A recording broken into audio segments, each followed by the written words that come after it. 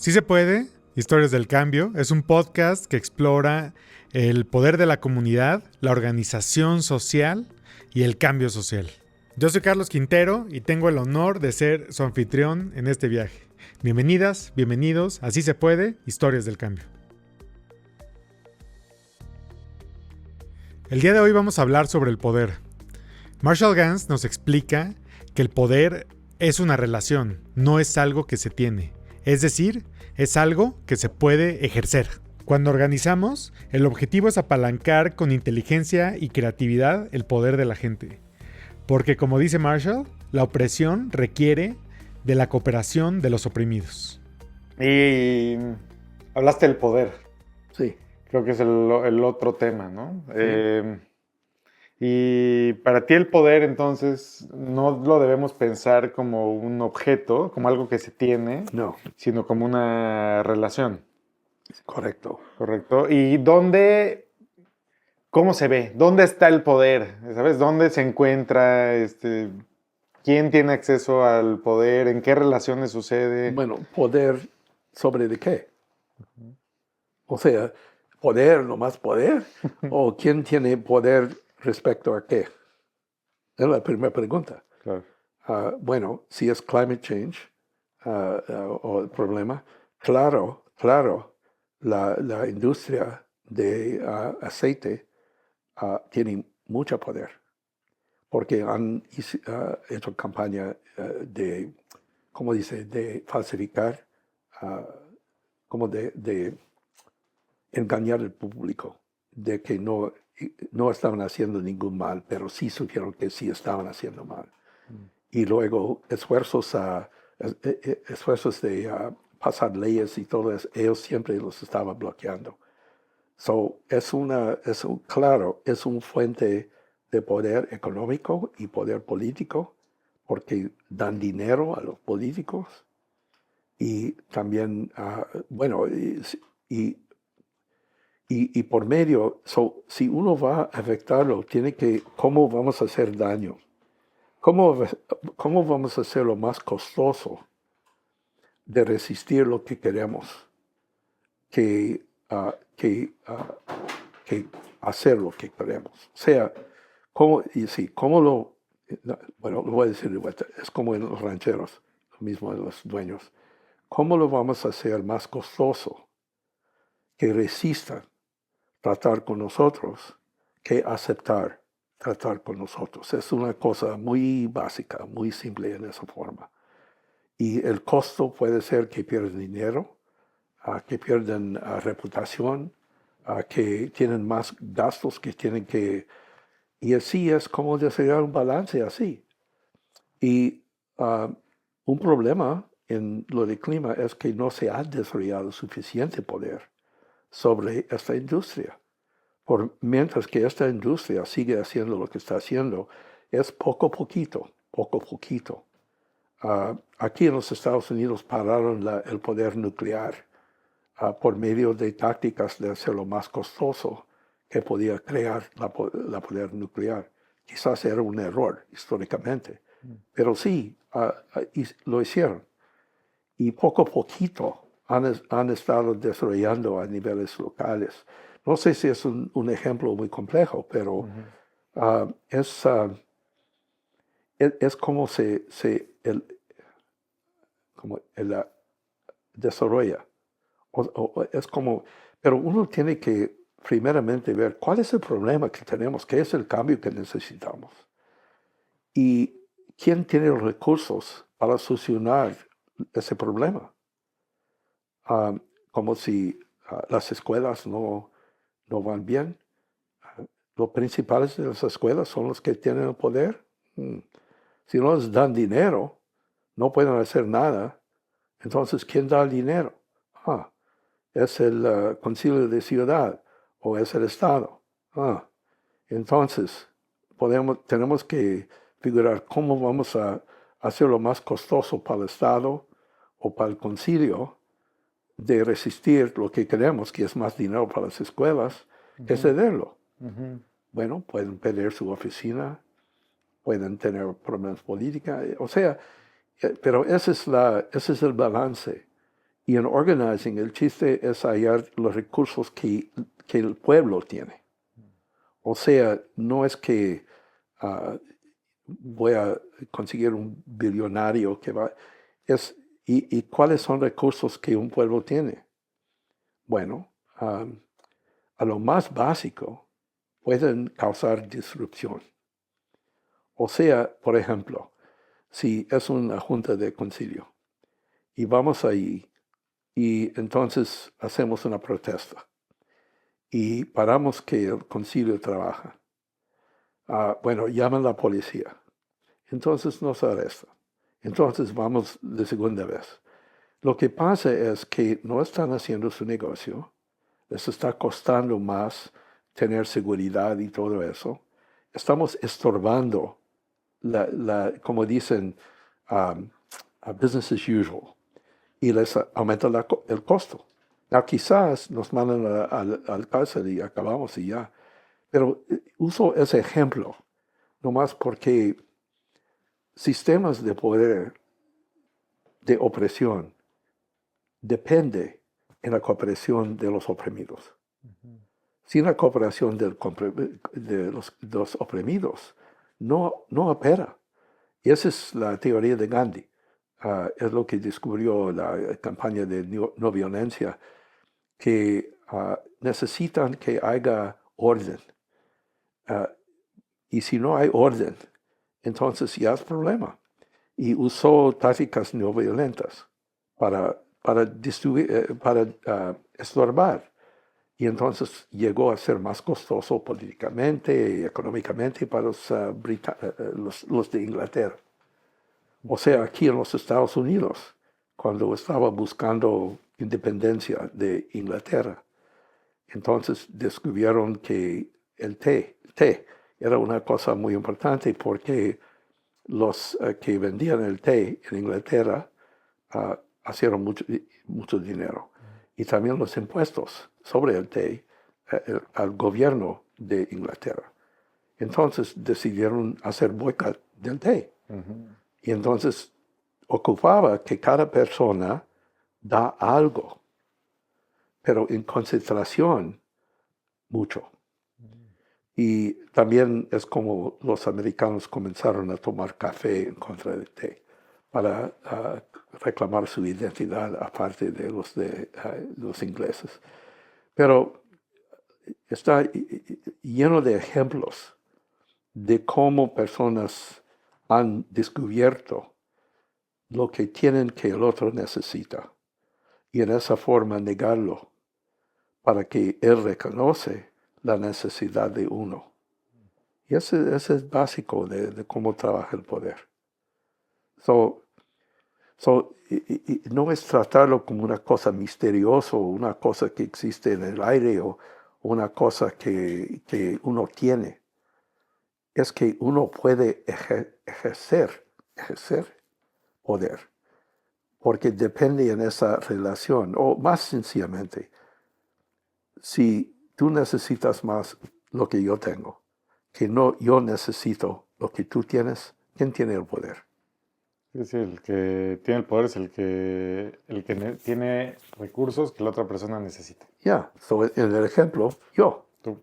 Y si es al revés, ¿quién tiene su poder? Tú. Es relación. Entonces, eso es lo que entra como el análisis de entender los recursos y intereses y cómo a base de eso desarrollar estrategia de cómo cambiar el poder. Pero muchas veces lo confundan. Él es muy poderoso. ¿De dónde viene su poder? No, él es poderoso. Puede ser muy poderoso en su familia, puede ser no poderoso ahí en el público o al revés. Pero eso es lo que uno tiene que analizar. ¿Está claro eso? Sí, está claro. Y las acciones entonces que realizas tienen que estar vinculadas exactamente con el poder, con cambiar la dinámica de poder. Y puede ser como en pool, en el equipo. Sí, billar. ¿Cómo es? Billar. Billar. En sí. billar, César siempre le gustó lo que se llama carom shot, carom shot es cuando tienes cuando dicen un ball, un globo, ¿cómo se dice? Billiard ball. Una bola de Ok. billar. So hay una bola allá que quieres mover, pero no puedes llegar, pero hay otra que sí. Entonces pegas a esta para efectuar esta y entonces llega lo que... Y hay mucho de eso en analizar el poder. Mucho. De entender. Por eso uno tiene que hacer un análisis bastante a fondo de realmente entender dónde están las dependencias. Y como, bueno, el ejemplo, los rancheros. Decimos que los rancheros, las empresas reconocen el sindicato. Ok, tienen que vender sus uvas o su vino. Entonces nosotros descubrimos que cadenas de tiendas, es donde venden más. So, si podemos poner presión económica sobre las tiendas, entonces transmita la presión sobre los rancheros. Ese es un ejemplo de lo que en Paul dicen carom shot. Claro. Ya. Porque tu problema no era con las tiendas, pero las tiendas te servían para bloquear a los rancheros. Y te da palanca, te da más efecto. Sí, porque entonces lo que presiona a los rancheros son las tiendas, ya no eres tú. Ya.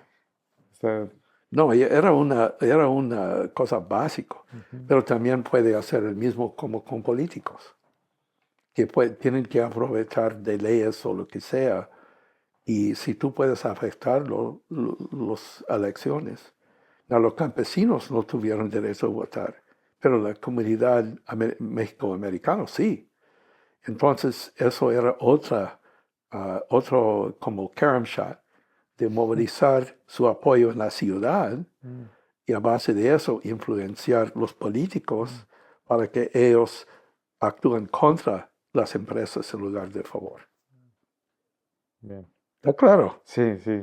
Está No, bien. y es muy creativo eso. O sea, puede ser una cosa de mucha creatividad, porque las tácticas especialmente, porque si uno está pensando, ¿cómo voy a presionar? ¿Cómo voy a construir costo a base de lo que tengo? Y hay un ejemplo que muchas veces uso, que en Toronto, Canadá, estuvimos boicoteando una cadena de tiendas Dominion, la cadena más grande en Canadá.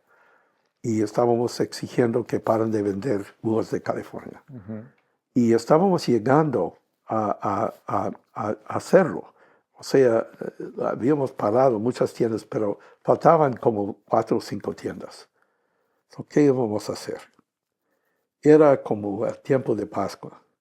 Y estábamos trabajando con un grupo de estudiantes secundarias y estábamos pensando, ¿cómo lo vamos a hacer? Entonces, y en Toronto, en Canadá, uno tiene que usar tácticas más suaves, no muy, o sea, es como digo, ya más suave.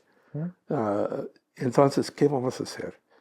Entonces, uno de los jóvenes dijo, bueno, pronto va a ser Pascua. Entonces, tengo esos trajes de conejo. Sí, Sí, y como de Easter Bunny. sí, sí. Y vamos a poner esos trajes y vamos a brincar adentro vamos a llegar a esa tienda y vamos a pararnos enfrente de las uvas. Y entonces va a ser como causar una disturbance, pero no violento, no, pero así. Entonces otro dijo, esa es buena idea, pero yo tenía esa fiesta y tengo globos.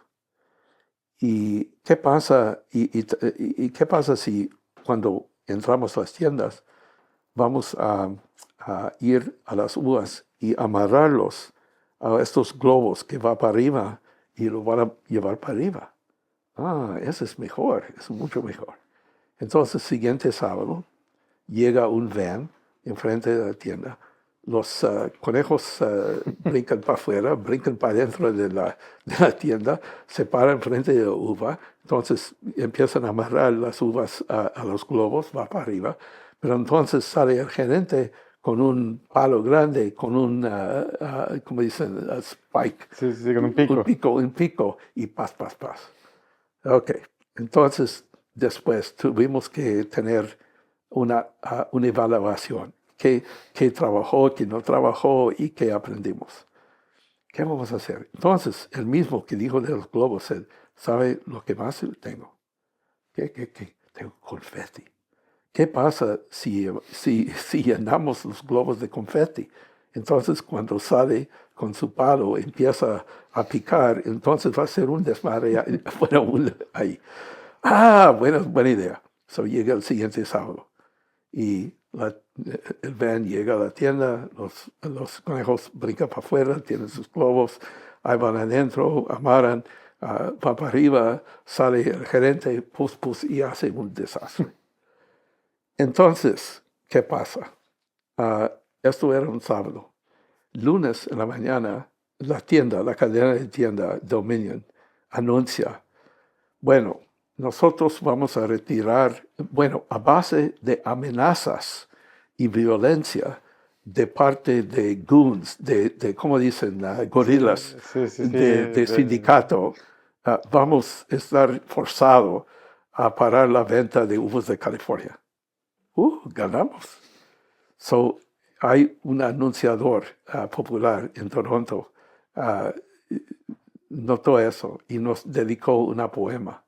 Y no sé cómo lo puedo traducir, porque en inglés es, if all the goons used toy balloons and filled them with confetti, then cops and crooks would use dirty looks and guns that shoot spaghetti. Congratulations to the farm workers on their success. Y es un ejemplo, es una cosa que haciendo su plan estratégico no iba a pensar en eso, pero tener la gente y sus recursos y ideas y creatividad y el enfoque, entonces era una táctica que nos sirvió. Y así es desarrollar tácticas, porque está basado. Una vez en Delano, quisimos hablar con trabajadores adentro de un campo de labor que bajo el control de empresa. Y no nos dejábamos entrar. Entonces, uno de los huelguistas, un grupo de mujeres, dice, mira, ¿por qué no llevamos un station wagon, un lugar, y atrás ponemos un altar a Guadalupe y anunciamos una vigilia y invitamos a todos que vengan a la vigilia? Bueno, entonces lo hicieron fuera del campo. Entonces, hay una vigilia, vénganse a rezar, etc. Entonces, vinieron del campo trabajadores. Entonces, sí estaban participando en la vigilia, pero también, mira, el sindicato este y el otro y este y el otro. Y así por medio, si ellos estaban pensando, ¿qué recursos tenemos que podemos romper el poder que ejercita sobre esas personas el dueño? El poder de la guadalupana, así, entonces trabajó. Pero esa es la creatividad que viene de la misma gente cuando la estrategia es clara. Alejandra Haas nos explica lo que es el poder desde 3 perspectivas: el poder político, el poder económico y el poder narrativo. Pues, o sea, el poder es la capacidad de tener influencia en lo que se decide, en para dónde van las cosas, en cómo se utilizan los recursos, en cómo se organizan los países, las sociedades. El poder de la narrativa también es un poder muy, muy real, ¿no? El poder de quien determina qué es la verdad, qué es la justicia, qué es lo bueno, qué es lo adecuado, ¿no? Y el poder en esas 3 dimensiones, el poder digamos, político, el económico y el de la comunicación, el narrativo, son poderes finitos, no los puede tener, o sea, no es un recurso ilimitado el poder, ¿no? Quien tiene el poder puede tomar la decisión. Entonces, es consustancial a la democracia preguntarse en dónde reside el poder y si las instituciones están sirviendo al grupo de personas al que se supone que tienen que representar, ¿no? Y ahí es donde yo me pregunto, ¿cómo puede una persona que vive en Guerrero, en uno de los municipios más pobres del país y del planeta, sentir que tiene poder cuando no tiene la capacidad de darle comer a sus hijos, ¿no? ¿Y tiene poder? No tiene poder en la vida real, o sea, la infraestructura y la estructura social condena a la gente a destinos prácticamente insalvables. No creo mucho en echarle ganas, en que hay que trabajar mucho, o sea, la gente se mata, ¿no? Y por supuesto hay muchos casos de éxito, entre comillas, pero el destino de la gente en esas condiciones de precariedad es un destino totalmente trazado y determinado por sus circunstancias. ¿Podría tener poder? Sí. ¿Podría tener la capacidad de ejercer el poder? Sí. Pero en la vida real no lo tiene. ¿Y cómo podría tener este poder?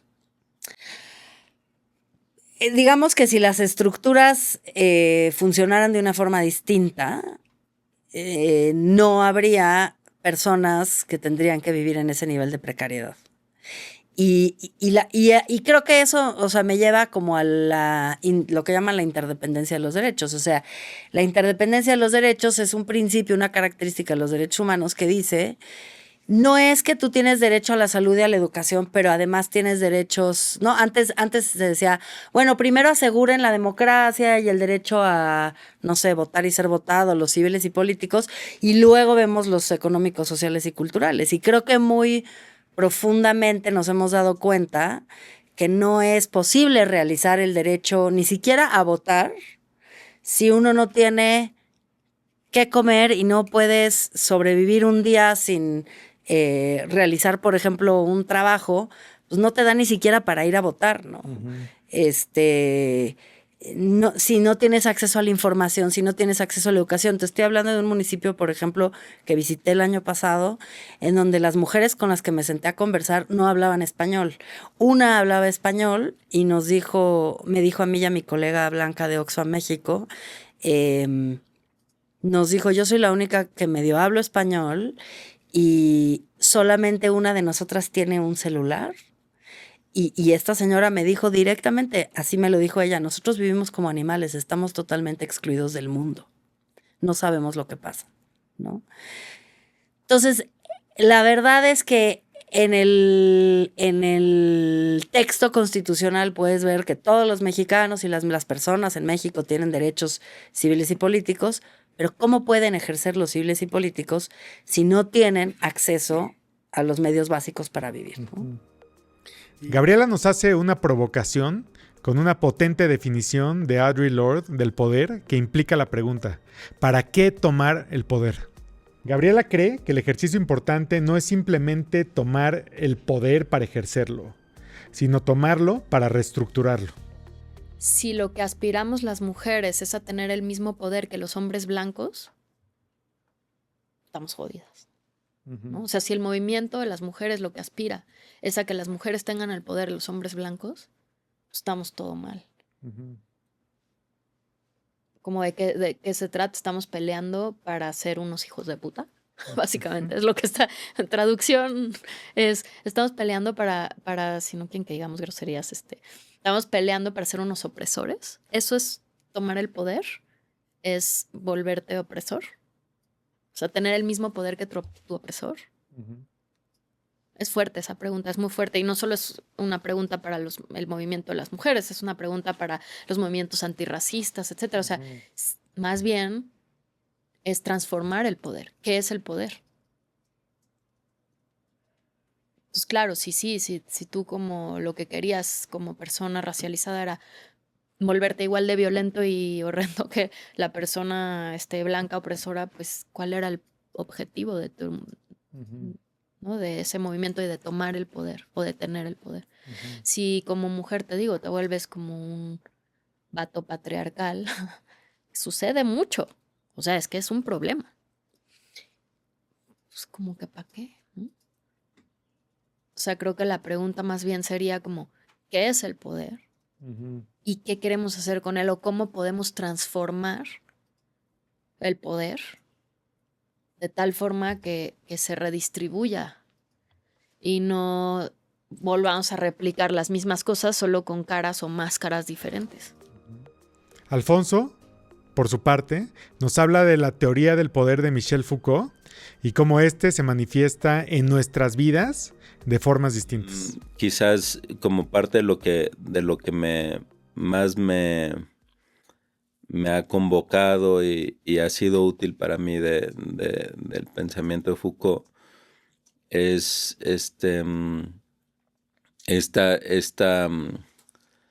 como este entendimiento que desarrolló en relación a cómo opera el poder, ¿no? Y siendo muy simplistas, ¿no? Él definió como el poder tradicional, ¿no? Como el poder que normalmente pensamos cuando pensamos en poder, ¿no? Una persona, un grupo lo tiene a costa de otros muchos que no lo tienen, ¿no? El poder tradicional es represivo, ¿no? En sus acciones.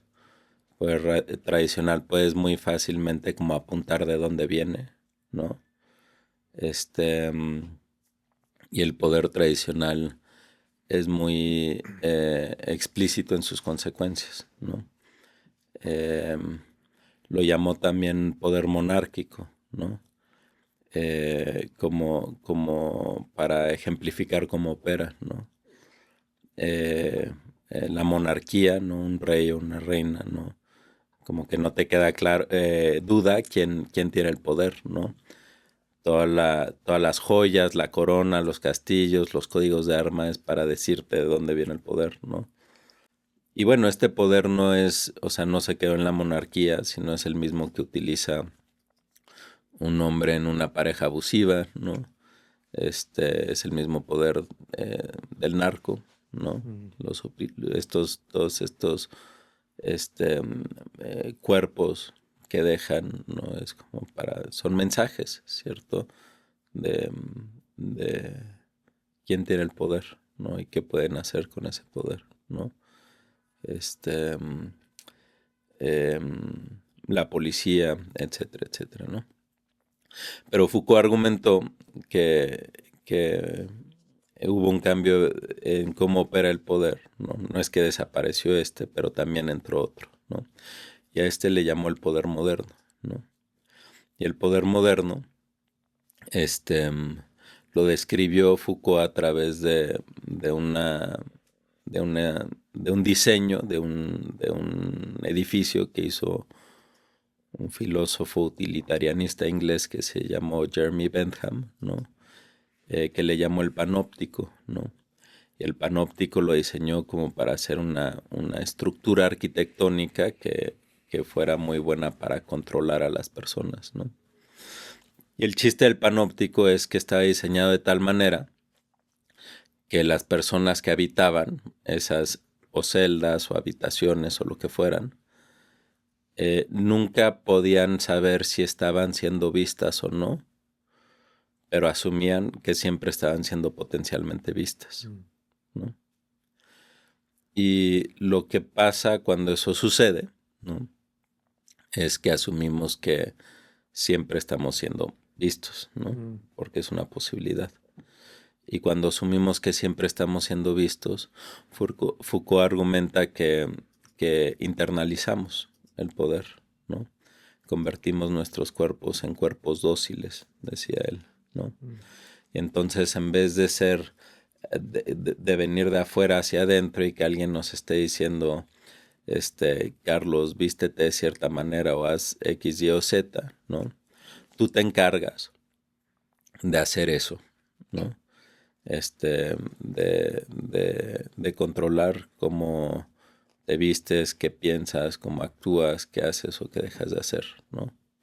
Y no solamente eso, sino al mismo tiempo que nos convertimos en sujetos de este poder, nos convertimos en potenciales policías, ¿no? Observadores de los demás, del mundo que nos rodea, ¿no? Potenciales personas que ejercemos este poder, ¿no? Y entonces el poder se ejerce en términos de normalidad, ¿no? Este tipo de poder.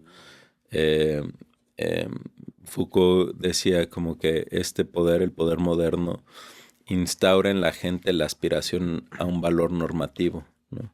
Queremos ser normales, pues, ¿no? Y claro, esas normas nunca acabamos de cumplirlas, ¿no? Pero esa es la aspiración, ¿no? Es muy aspiracional este poder, ¿no? Y él argumentaba que no es represivo este poder, sino es constitutivo, ¿no? Nos constituye las formas en las que actuamos, ¿no? Y él argumentaba que este poder,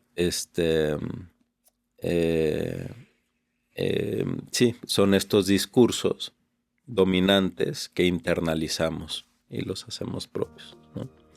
Saúl Gómez nos explica cómo las personas repartidoras nivelan la cancha del poder. Esto lo hacen con acciones que obligan a sus contrapartes a ponerles atención. ¿Y ese poder de convocatoria cómo se construye?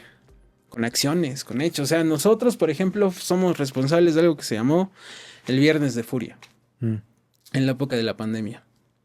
Nosotros convocamos porque un camión del transporte público atropelló y le cercenó la pierna a un chico que era bicimensajero. Y comenzamos a cerrar vialidades. O sea, si no me escuchas por las buenas, me vas a escuchar por las malas, ¿no? Entonces empezamos a cerrar diferentes vialidades. En algún momento, o sea, el punto de referencia antes era Insurgentes y Álvaro Obregón, muy cerca de aquí. Y después, pues empezamos a hacer así las rodadas y cerramos periféricos, circuito interior, por las muertes, ¿no? Por las muertes y los accidentes viales, porque queríamos que hubiera justicia. Entonces, ese fue el poder que hacíamos. Y mucha gente se quedó ahí con nosotros por eso, porque decían, bueno, yo te veo a ti y sé que lo que exiges es justo, porque si un día me pasa a mí, sé que tú vas a brincar por mí y no estás pidiéndole nada a nadie. Viridiana Ríos nos cuenta sobre el abanico de formas que existen para ejercer el poder, dependiendo de quién es quien lo ejerce. Bueno, las élites sin duda son más poderosas, ¿no? Por lo mismo de que tienen picaporte directo a hablar con las élites. Tú mira, es muy interesante, pero tú mira, por ejemplo, la sociedad civil, ¿no? Lo que llamamos sociedad civil, que en realidad es un término, pues, como muy amplio, ¿no? Es un término que debe incluir 200 distintas palabras distintas, que van desde un colectivo o una colectiva, ¿no? Hasta pues los ricos que se juntan a comer en el club de industriales, ¿no? Y se organizan para desde ahí tener una agenda o invitar a un político. Esas formas de organización, por ejemplo, en México existen, en donde no van a los políticos van a ellos, ¿no?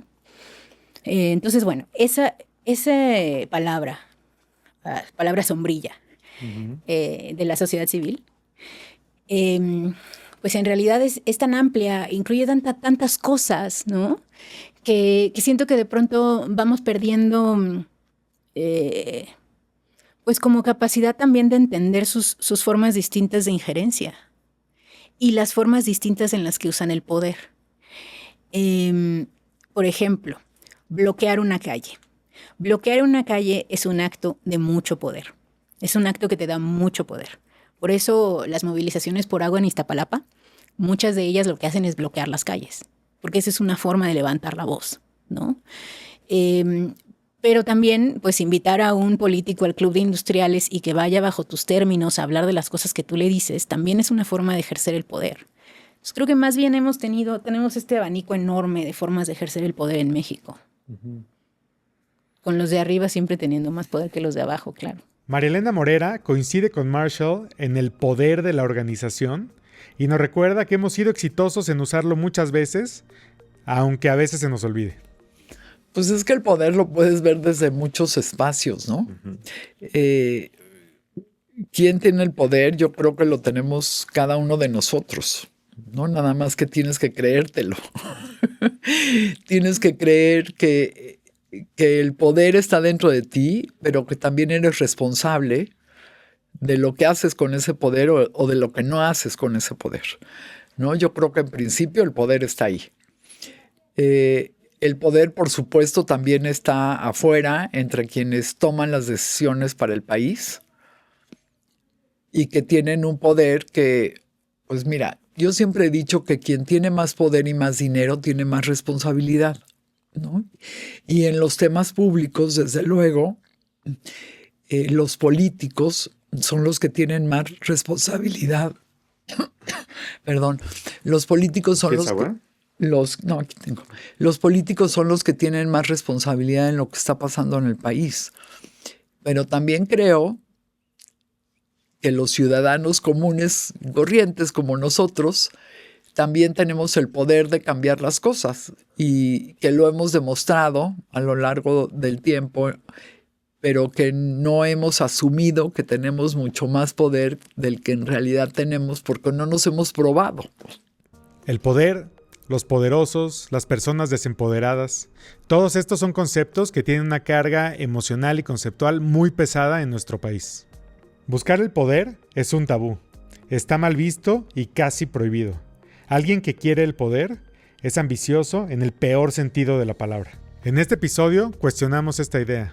Hablamos del poder como algo que surge a raíz de un desnivel en las relaciones. Y también como algo que se puede construir en conjunto con otras personas para lograr nuestros objetivos. Huirle al poder no nos lleva a ningún lado. Hay que entenderlo y sobre todo aprender a generarlo. Y te dejo con la pregunta. ¿Sabes dónde está el poder? ¿Tienes claro lo que tienes que hacer para construirlo? Porque no tengas duda, sí se puede. Muchas gracias por tu atención y tu tiempo. Yo soy Carlos Quintero y esto fue Sí se puede, Historias del Cambio. Nos vemos en 15 días con un nuevo episodio.